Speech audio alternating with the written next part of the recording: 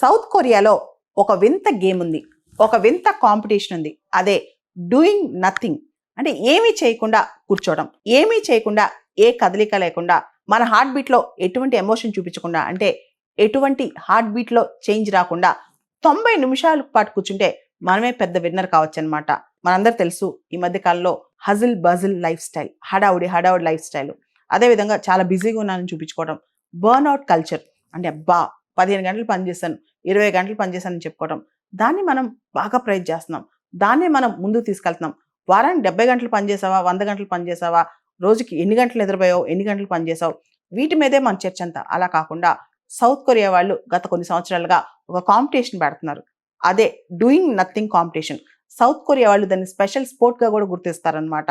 అదొక గేమ్ లాగానే 90 నిమిషాల పాటు, అంటే గంటన్నర పాటు మనకి ఏ కదలిక ఉండకూడదు, ఫోన్ పెట్టుకోకూడదు, మాట్లాడకూడదు, అటు ఇటు తిరగకూడదు, మోషన్లెస్గా మనం ఒకటే చోట ఉండి మనం చాలా బ్లాంక్గా మెంటల్గా స్టిల్ స్టేట్లో ఉండాలన్నమాట. ఎటువంటి ఎమోషన్స్ లేకుండా జోనింగ్ అవుట్ అనమాట. అంటే మనం ప్రస్తుతం సర్కమ్స్టాన్సెస్ నుంచి, ప్రస్తుతం రోజు చూసే లైఫ్ నుంచి మన మైండ్, మన మెంటల్ యాక్టివిటీ అనేది ఒక మెంటల్ బ్లైండ్నెస్ లేదా మెంటల్ బ్లాక్నెస్, అంటే మానసికంగా స్తబ్దుగా ఉంటాం.